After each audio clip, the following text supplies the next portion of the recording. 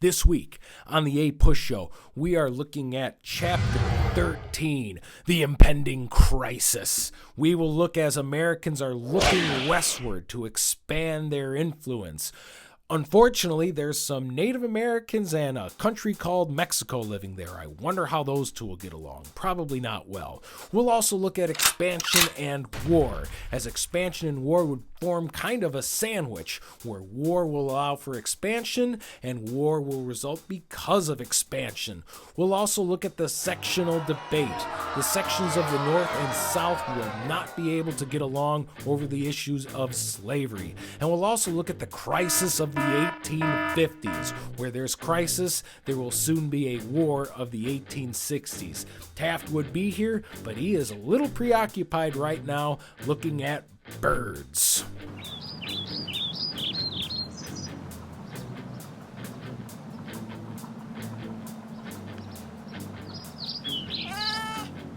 All this and more on the APUSHow.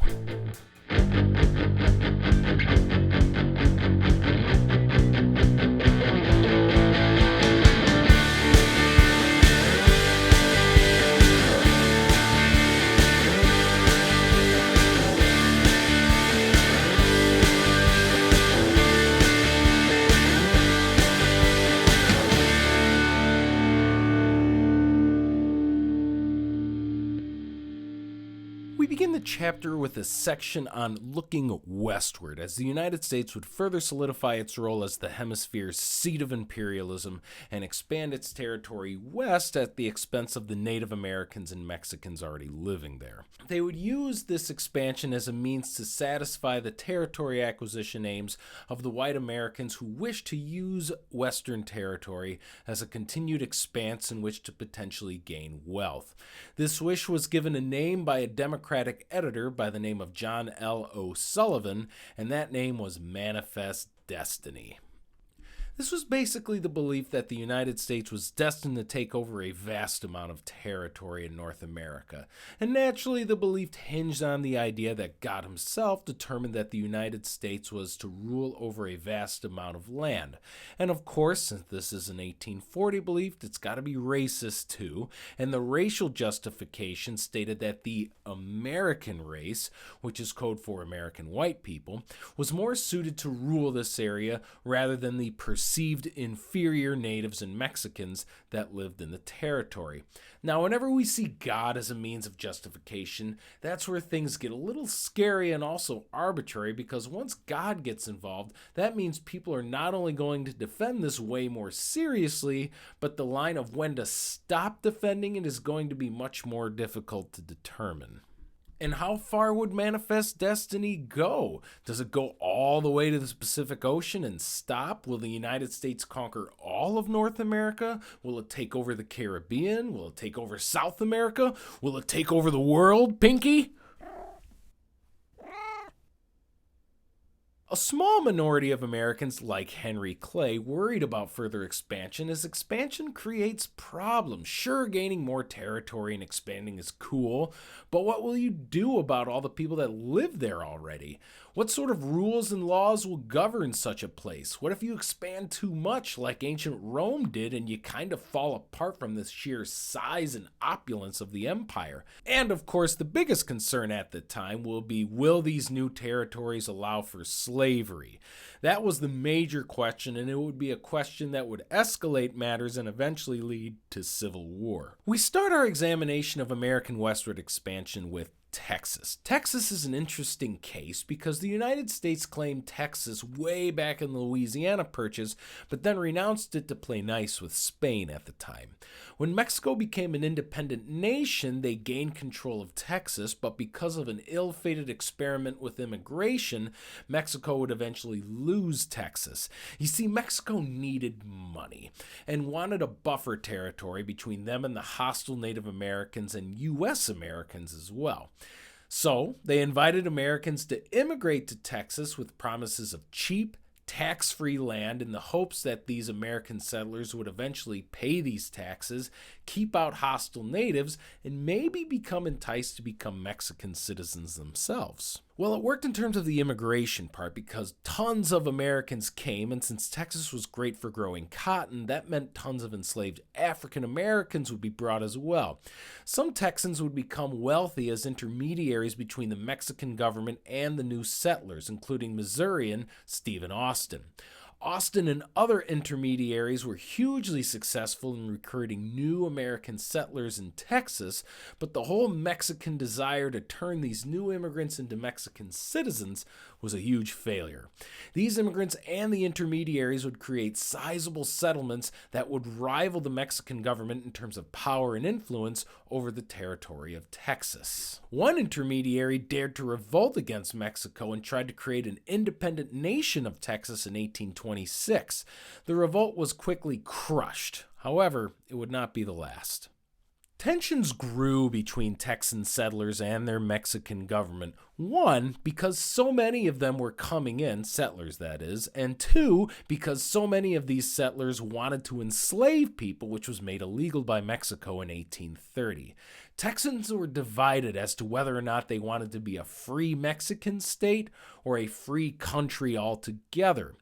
Due to instability in the Mexican government itself, a military dictator took charge of the country in General Lopez de Santa Anna. His rule over the Mexican states was strict, and the folks up in Texas didn't take too kindly to this strict rule. Calls for revolt grew louder, and Stephen Austin would be imprisoned in Mexico City as he was accused of stirring up revolts. Finally, in 1836, Texas declared independence. Well, needless to say, Santa Anna was pissed. He led Mexican troops north to crush the disorganized Texan rebels, and initially did as he crushed Texan garrisons at Goliad and, more famously, at the Alamo. The Alamo is a great example of American bias, as we love to immortalize the heroic efforts of the 200-ish soldiers that died fighting for freedom.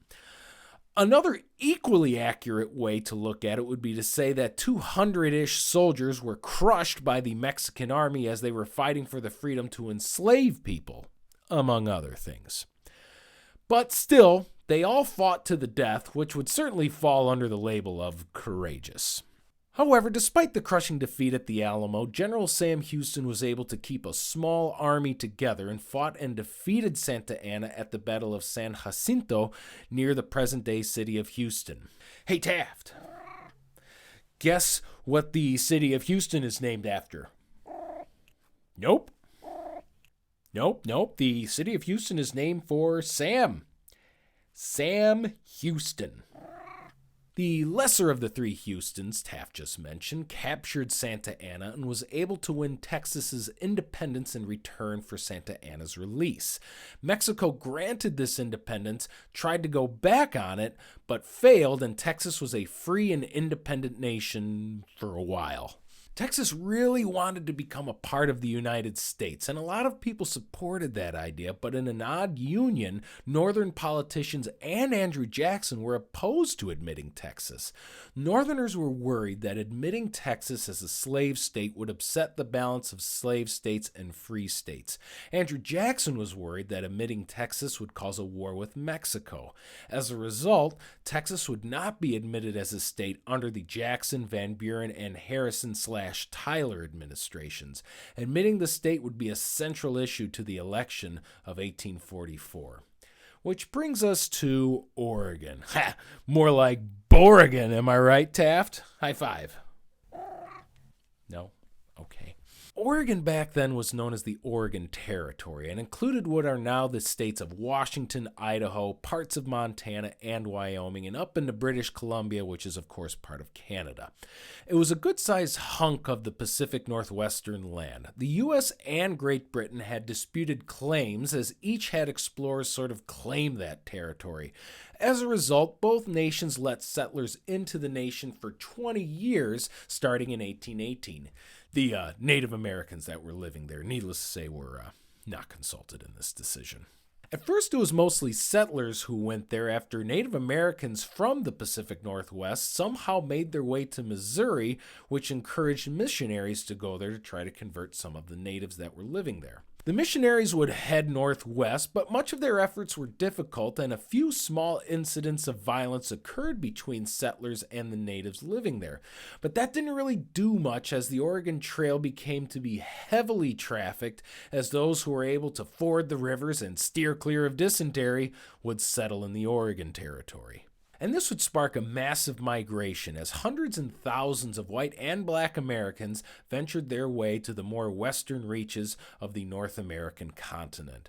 Most of those who traveled were relatively well off, as the supplies needed to survive such a journey were numerous. Until the California Gold Rush of 1849, many of the travelers were families looking to settle and establish farms. There were also large amounts of predominantly male travelers if the destination was to work in mining or in lumber, as those are very male-dominated occupations. They would travel in large groups for safety, allowing for single travelers who maybe weren't all that rich to travel along with them if they could provide a skilled labor of some sort. Life on the trail west was usually rough.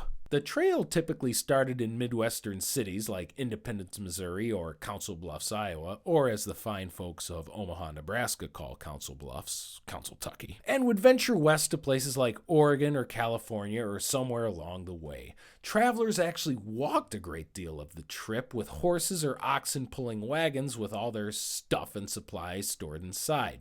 The trip usually took about 6 months, from about May to November, and the toughest part was the Rocky Mountains.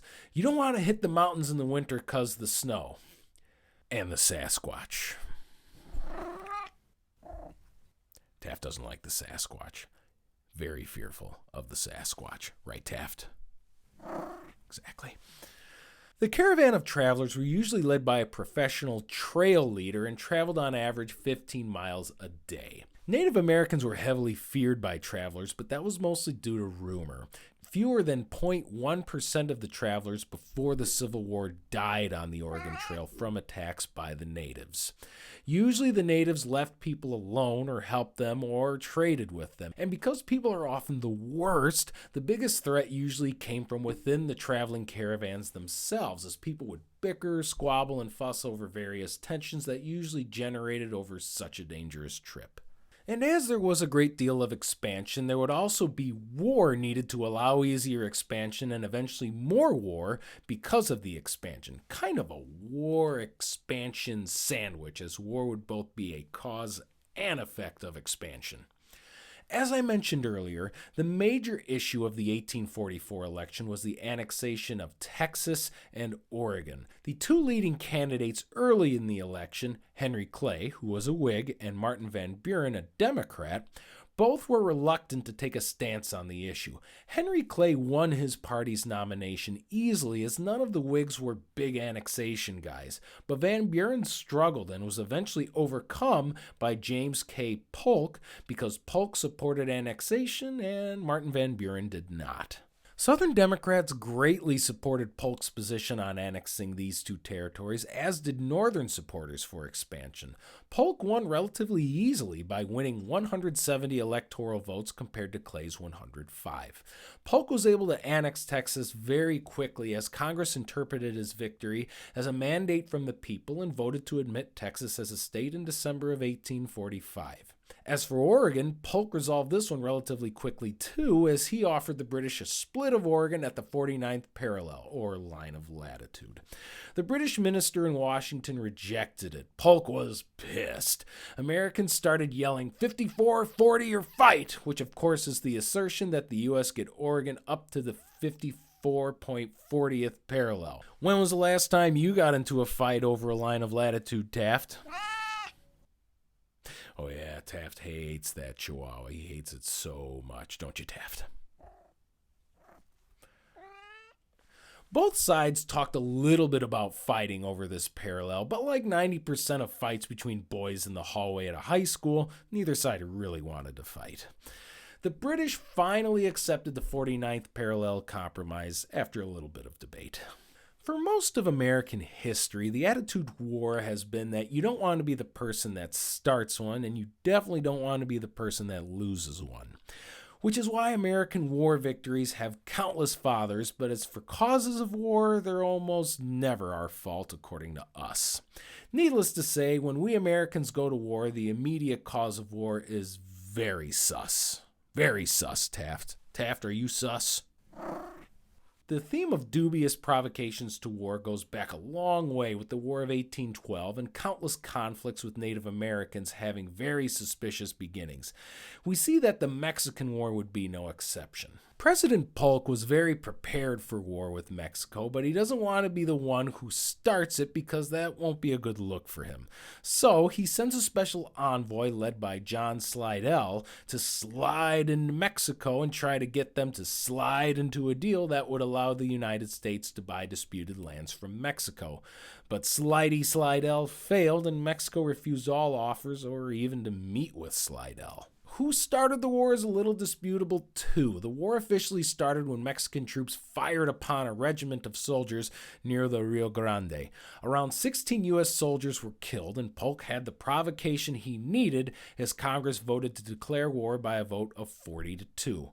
But one could also argue that U.S. soldiers had no right to be even near the Rio Grande in the first place. Mexico had made it very clear that they considered the border to be the Nueces River, so for the United States Army to be where it was is essentially an invasion. It would be like me waving my hand in front of Taft's face and then getting mad when he attacks me, even though I full know well that hand waving in his face is going to lead to a cat war, which I am currently involved in. The war was very suspicious in its origin and therefore had a lot of opposition to it. People didn't trust that the United States was innocent of Mexico's actions, and many people worried that the U.S. was draining resources away from the issue in the Oregon Territory. The opposing Whig Party were the main opposers to the war, but other notable figures didn't like it either. As you may remember, the writer Henry David Thoreau opposed the war and quit paying his taxes because of it. Future Civil War hero and President Ulysses S. Grant called it one of the most unjust wars ever waged, while he was actually fighting in it. And Abraham Lincoln at the time said that the war gave the president too much power, as he worried about a country where the president gets to wage war whenever it pleases him. But regardless of the war's detractors, the war itself was successful for the United States. General Zachary Taylor successfully marched into northern Mexico and drove out Mexican forces despite being outnumbered. However, Taylor didn't pursue the Mexican forces as fast as Polk would have liked, so Polk sent General Winfield Scott to finish the job. Scott would take an army by boat to Veracruz, where they would march from Veracruz to Mexico City like some sort of 19th century gringo conquistadors. Mexico City would be conquered, and the Mexican government would then negotiate for peace. While all this was happening, American forces also waged war on Mexican holdings in New Mexico and California. Santa Fe would be captured, and various American settlers in California would join with the American military to stage the Bear Flag Revolution, which won California from Mexico as well. And of course, the Bear Flag is the current state flag of the state of California. With all the disputed territories as well as their own country lost, Mexico agreed to the Treaty of Guadalupe Hidalgo, which forfeited most of the lands that would become Texas, New Mexico, Arizona, California, Utah, and Colorado. Sheesh, that's a lot of territory. It's actually not as much as Polk wanted, since Polk wanted to kind of take all of Mexico, like all of it. But anti-expansionist worries about managing such a territory, as well as the role of slavery within said territory, were too big to ignore. The treaty was signed, and much of what is the continental U.S. took shape. Mexico would lose half of its territory, and has found itself largely catering to American interests before its own ever since. And of course, as we've seen before, as territories expanded, so did the sectional debate over slavery and its role in the growing nation. Would the slave-owning portion of the nation be allowed to expand as well? Would it be isolated? Would it be forced to wither and expire? Will Taft stop attacking me as we walk past one another in the house? The first attempts to try and settle the debate actually began before the end of the Mexican War. Polk asked Congress for the money to secure a $2 million payment to Mexico in exchange for peace. As part of the appropriation of that money, a representative named David Wilmot from Pennsylvania introduced his Wilmot Proviso, which said that there'd be no new slave states in these new territories. The appropriation bill was not passed, and the debate remained unsettled. Competing plans therefore emerged. Polk advocated extending the line from the Missouri Compromise of 1820 all the way to the Pacific Ocean, with all the northern territories being free states and the southern territories being slave states. The other idea was using squatter sovereignty, or popular sovereignty, of the new states. Basically, this meant that whoever lived in the new states could settle the issue of slavery themselves via the democratic process. However, the debate over slavery was somewhat put aside for the 1848 election. Polk didn't run because he was in really bad health. Instead, the Democrats nominated Lewis Cass, who was kind of an old dud of a candidate. The Whigs ran Zachary Taylor, who was one of the heroes of the Mexican War but had no political experience. People love voting for war heroes, whether they know anything about politics or not. Opponents of slavery didn't find either candidate appealing, so they ran their own candidate for their own party that they called the Free Soil Party. They chose Martin Van Buren as their candidate. Ultimately, Taylor won narrowly, but Van Buren won sizable votes. The United States political party system again failed to contain the passions created by the debate over slavery. It would not be the last time American political institutions would fail to do this. Sectional tensions would soon emerge in the Golden State, which is, of course, California. And why is it called the Golden State? Well, because in 1848, some guy working on a sawmill in the foothills of the Sierra Nevada mountains discovered there was a bunch of gold there. Word got out fast, and almost anyone who was able rushed to the hills in 1849 to try and mine gold and get rich, which of course is where the football team of San Francisco gets its name, the 49ers. Go gold miners. Go people who are trying to get rich by mining gold in the foothills of the Sierra Nevada. 49ers is a little bit nicer of a ring to it now, doesn't it, Taft? Taft doesn't like football. Men came from as far away as China to mine for gold, and a tiny fraction did actually find it, but most did not. This would create a temporary labor shortage in California, as everyone was too busy mining for gold to produce much of anything else. Tragically and disgracefully, the temporary labor shortage would lead to the practice of slavery upon Native Americans, as laws would be passed that made it illegal for natives to be loitering. This meant that if you were a Native American and you weren't working full-time, you could be sentenced to a period of indentured servitude, which is basically forced slavery. In the long term, the gold rush created a massive population boom in California, which would give further fuel to the debate as to whether this new territory should allow slavery or not. As these new territories began to become absorbed into the country, the conflict over the status of the areas in terms of slavery began to expose and exacerbate the sectional conflicts which were due almost solely to the practice of slavery. Like a lot of leaders that are stuck with a super divisive issue, President Zachary Taylor did his best to avert having to make a decision on the issue. He believed that once the territories became states, they should be able to decide for themselves via their state legislatures. And so, California would apply for statehood as a free state. New Mexico looked to do the same at Taylor's urging. However, the U.S. Congress stalled to approve California because Southern lawmakers wanted assurance that the North would do something to help return fugitive slaves that had escaped to the North. The Southern pro-slavery lawmakers also worried that with all these new free states, they would become minorities in the House and the Senate, and thusly, slavery would likely be legislated out of practice. All of these issues were causing even more moderate Southern lawmakers to begin to openly discuss secession from the nation, as all but one of the northern states adopted resolution to abolish slavery in the new territories. The winter of 1849 to 1850 looked bleak as serious threats to the Union of the United States seemed apparent. Henry Clay, the aging congressman and one-time presidential candidate, tried to propose a grand bill, an omnibus bill, that would solve all of the sectarian issues plaguing the nation. He proposed that California be admitted as a free state, new territories be given the right to decide themselves, and that the United States enact a more effective fugitive slave law. Many Northerners came out against the compromise, saying that it wasn't anti-slavery enough, whereas Southerners, most outspokenly the super old John Calhoun, advocated that it wasn't pro-slavery enough. Even the super old Daniel Webster weighed in, but Congress couldn't agree. The ancient old guys of the legislative branch could not come to an agreement. By July, new leadership would take on the debate over slavery and compromise. Most of the very old leaders were either retired or dead.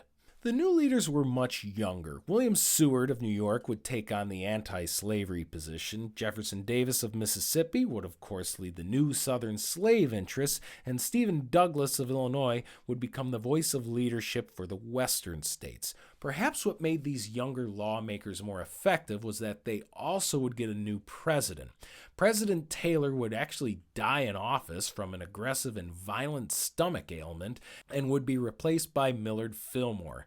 Fillmore was able to get his fellow Whigs in line, and the other leaders, Stephen Douglas most notably, were able to make deals with one another to such a degree that the issues of morality regarding slavery were no longer the central issues to the whole deal anymore, even if they should have been. The new leaders split the issues of the compromise into several different bills. The bulk of the aspects of the compromise would be signed by 1850, and those that led the deal would develop calluses on their back from excessive self-backpatting. And for a few years, the compromise seemed to work. There were no major conflicts, there was huge economic growth, but issues between the North and South remained until they once again bubbled over in 1854. In the election of 1852, the Democratic candidate Franklin Pierce won the presidency over the Whig candidate, former General Winfield Scott, and the Free Soil candidate John P. Hale. The Whig and Free Soil voters essentially split themselves, giving Pierce an easy victory. Pierce tried to keep the issue of slavery on the back burner, but he failed as the opposition to the Fugitive Slave Act grew. As Southerners began to appear in northern cities to try and search for people they claimed to be fugitive slaves. However, many Northerners would defy these Southern efforts. Mobs would form to cast out these Southerners, and some states and cities would pass laws barring the deportation of fugitive slaves. Southerners were upset as they saw a major victory from the Compromise of 1850 get ruined by Northern defiance. In order to distract the nation from the issue of slavery, Pierce tried to focus on the positives of the country through the Young Americans movement within the Democratic Party. This group focused primarily on movements for democracy and liberalism in Europe that had begun in 1848, as well as the potential for the United States to expand its influence in the Pacific and in the Caribbean. Pierce took these efforts to heart as he tried to purchase Cuba from Spain, but this effort was largely unsuccessful because a group of Pierce's envoys sent a message from Ostend, Belgium, urging Pierce to take Cuba by force. The problem was that the message was leaked to the public and became known as the Ostend Manifesto. And why was this such a big deal? Well, Cuba was a slave territory at the time, and Northerners accused Southern Democrats of conspiring to acquire more slave states.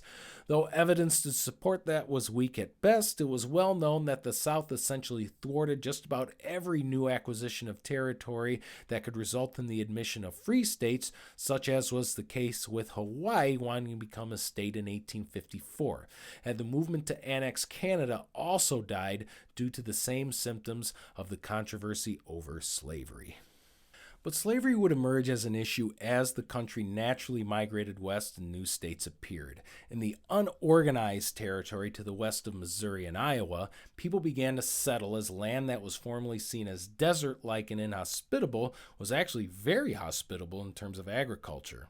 As these places gained more settlers, two issues would emerge, and both of them had to do with slavery.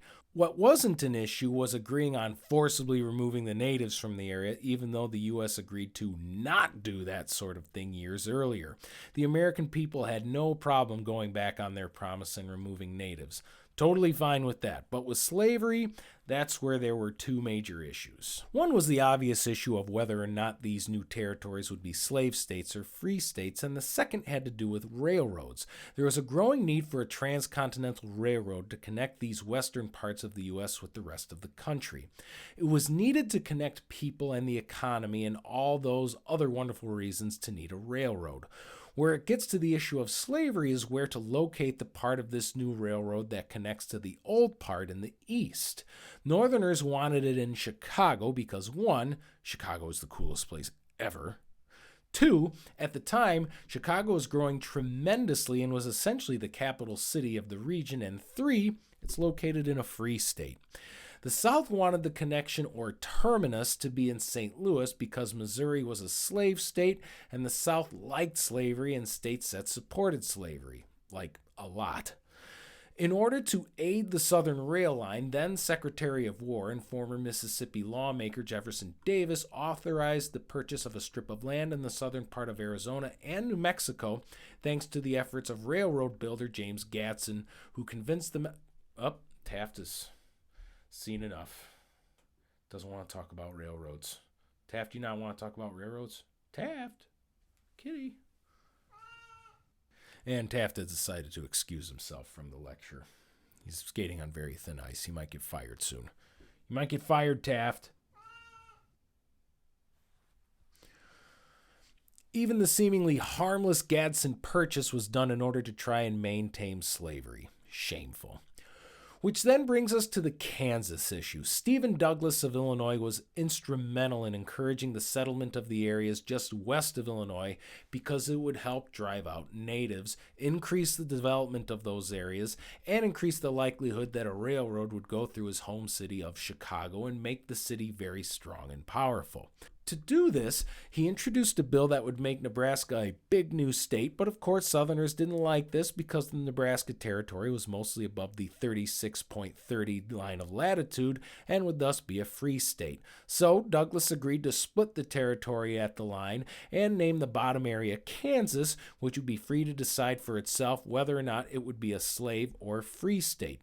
The ensuing law would be called the Kansas-Nebraska Act, and not many laws could be as disastrous. First, the law killed the poor Whig Party. The Whig Party was kind of in a death spiral ever since it split votes with the Free Soil Party, but the repeal of the Missouri Compromise really spelled the doom of the Whig Party.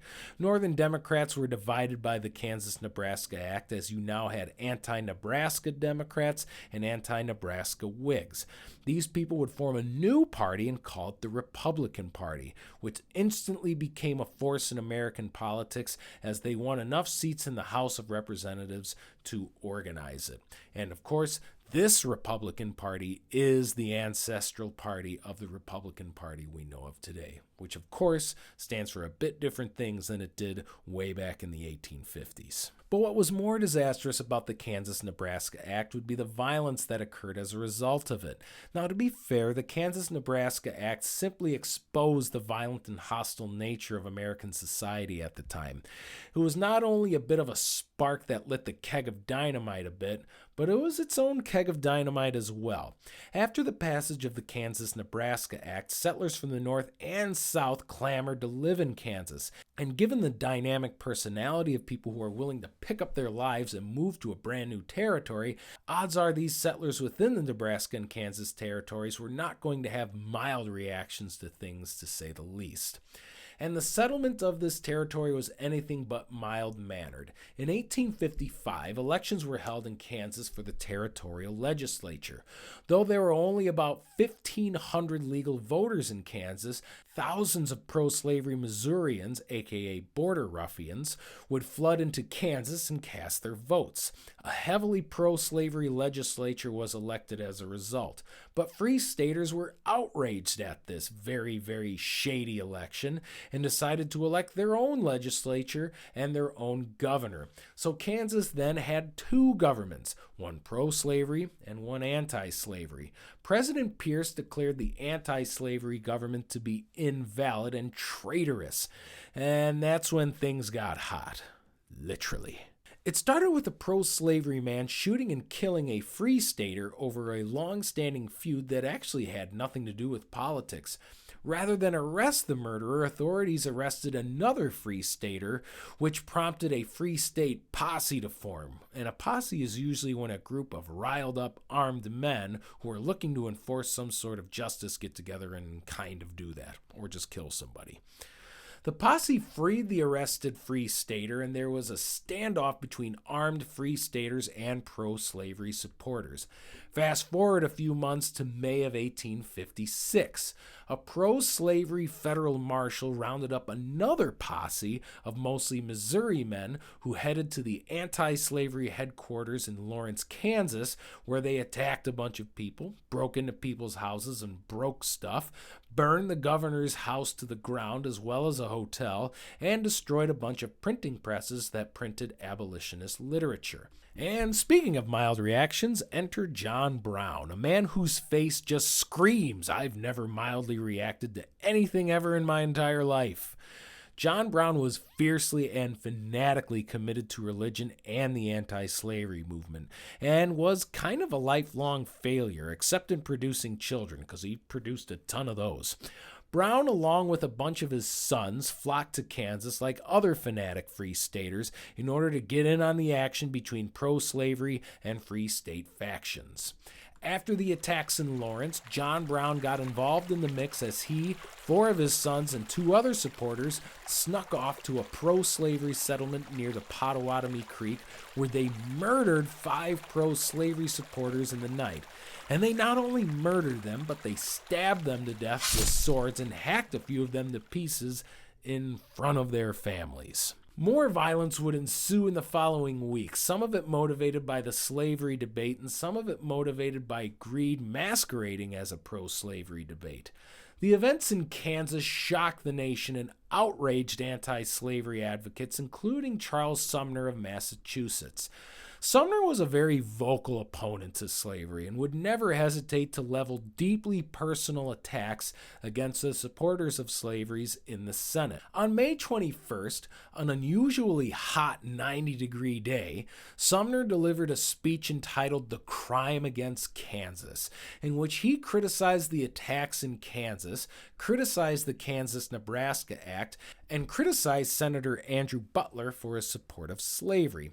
But to say Sumner criticized Butler would be like saying Taft is somewhat interested in birds.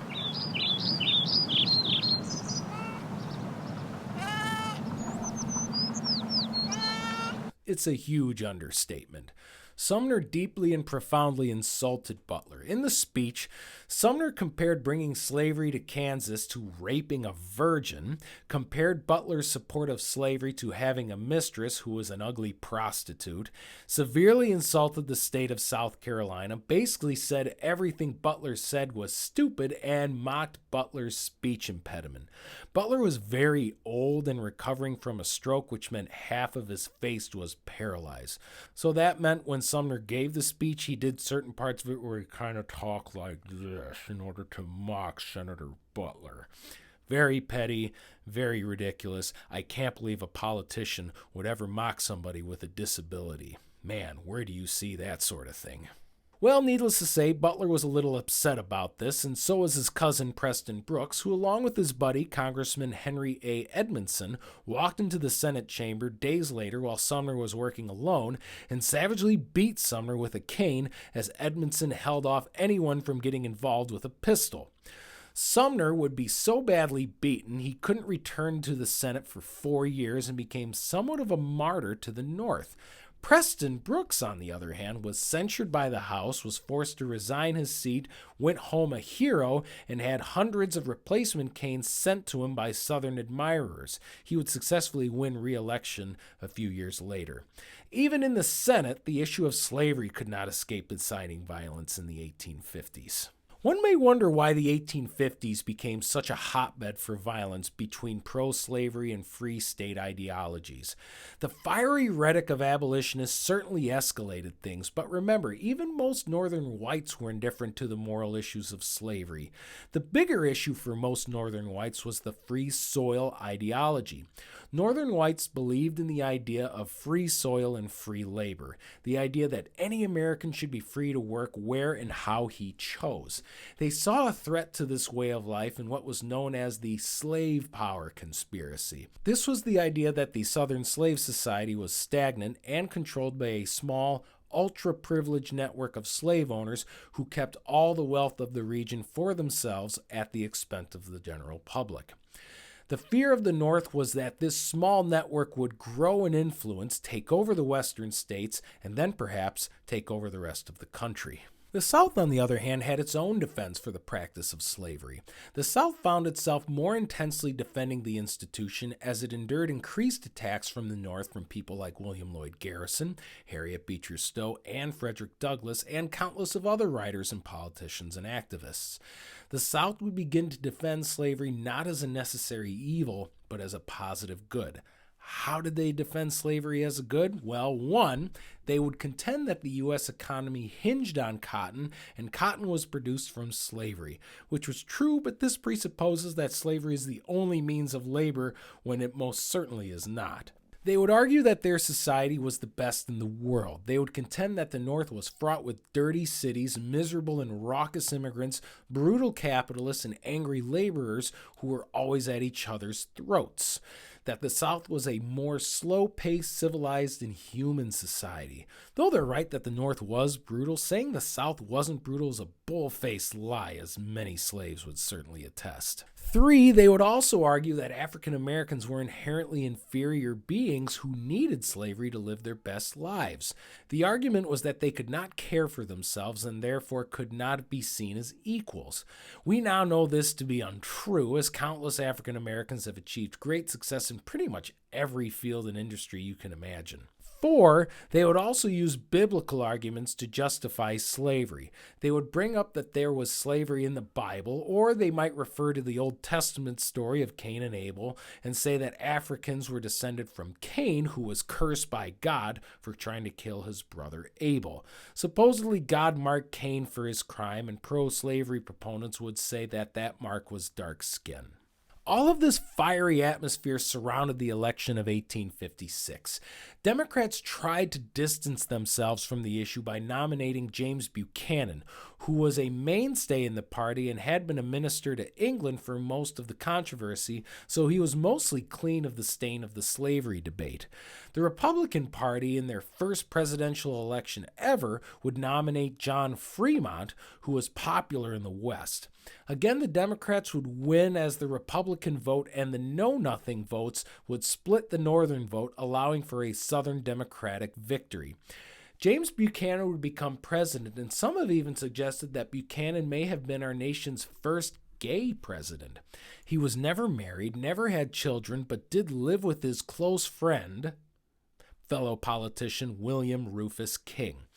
Other politicians would refer to King as Buchanan's better half, or Mrs. B. Andrew Jackson would even go so far as to call King Miss Nancy, which was kind of a homophobic slur at the time. And sadly, King passed away in 1853 before Buchanan could even run for president. Adding to Buchanan's woes, a financial crisis occurred almost immediately after Buchanan was elected, thus strengthening the Republicans, as many know-nothings joined the party as they saw the crisis as the fault of Southern-dominated Democratic leadership. And in 1857, the Supreme Court would thrust itself into the mix in the Dred Scott decision, arguably the most famous Supreme Court decision apart from maybe Brown v. Board of Education or maybe Roe v. Wade. In this case, a man named Dred Scott sued the wife of his master for freedom. Dred Scott was an enslaved man living in Missouri when his master and he moved to Wisconsin. Well, Scott's master died, and Scott sued his master's wife for freedom since he was in a state where slavery was illegal. The case went all the way up to the Supreme Court, and the court, under the rule of Roger Taney, the winner of the 19th century's Most Punchable Face Award, decided that because Scott was African American and African Americans were not citizens, they therefore could not sue people as American citizens. Taney would also rule that because enslaved people were property, they could never be taken away from people without due process, meaning every slave state had to honor the Fugitive Slave Act and that the Missouri Compromise was unconstitutional. This was a huge blow to the North and a huge victory for the South.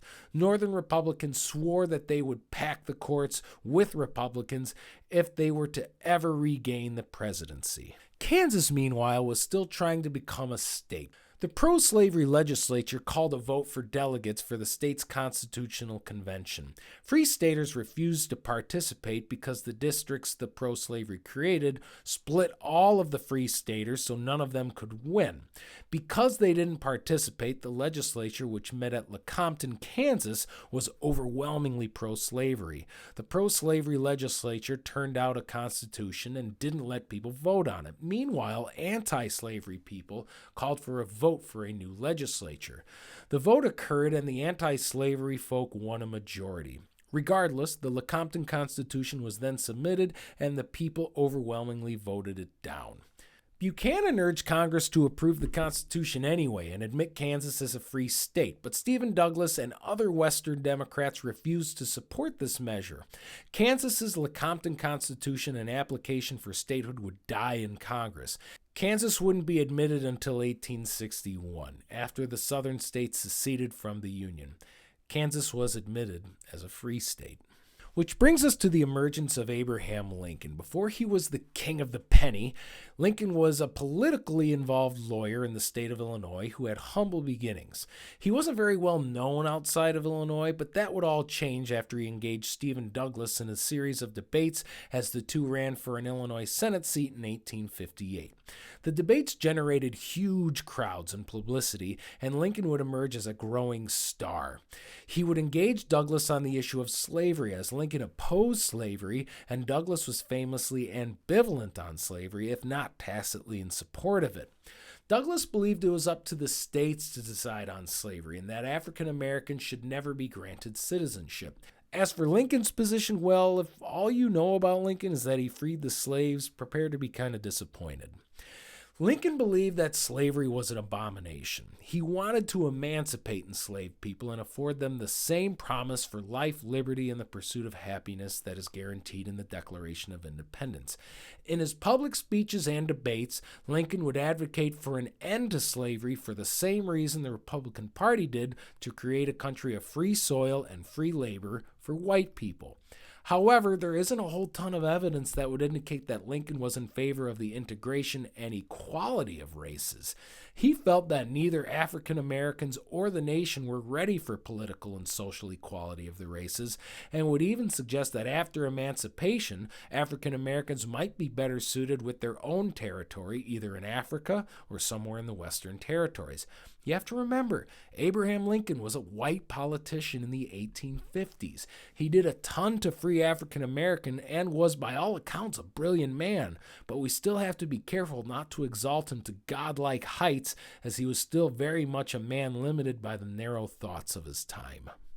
On the other hand, John Brown had zero trepidation about slavery or the equality of races, as he moved from slaughtering pro-slavery advocates in Kansas to try to lead a nationwide slave revolt in Virginia. With the financial help and encouragement from wealthy donors in the Northeast, Brown, along with 18 others, conducted a failed raid at an armory in Harper's Ferry, Virginia. The raid failed to raise a rebellion, and Brown and his followers were caught by a militia led by General Robert E. Lee. Southerners believed the raid was a conspiracy led by Republicans and was proof that the North was committed to creating a slave insurrection. Brown would be hanged for treason. Before he was hanged, Brown stated, "I, John Brown, am now quite certain that the crimes of this guilty land can never be purged away but with blood." Turns out he would be right. The election of 1860 would be momentous as it was complex. The Democrats weren't sold on being the party of slavery since they knew it wouldn't get them the election. But considering most of their supporters supported slavery, that proved to be a problem. At the Democratic Convention, party leadership endorsed the position of popular sovereignty to decide slavery, which made the pro-slavery supporters upset. They also endorsed Stephen Douglas, who was seen as not anti-slavery enough, which also made people mad. Many Democrats split from the party and endorsed their own candidate in J.C. Breckinridge. Some former Whigs would form the Constitutional Union Party and would endorse John Bell. He would win a lot of votes from states like Tennessee and Kentucky, which were slave states but wanted a union more than anything else. The Republicans would, of course, nominate Abraham Lincoln. His eloquence from the Douglas-Lincoln debates won him a lot of fans, and he was seen as a good candidate because he was from the West, which would help neutralize the Douglas appeal in the West, and Lincoln wasn't an established politician, so he could run as an outsider who would fix the federal government. With the Southern vote so heavily split, Lincoln won the majority of the electoral vote, but not the popular vote. His victory would be a sign to Southern whites that they would never gain a majority in government, and that their way of life was in grave peril as long as they remained a part of the Union. More pushes for disunion would grow stronger and stronger as more and more Americans in the North and South felt they had no common ground. After the election of 1860, a civil war seemed inevitable. And that's where we'll pick up next week. Thank you guys for watching, and don't forget, we got to keep pushing, G.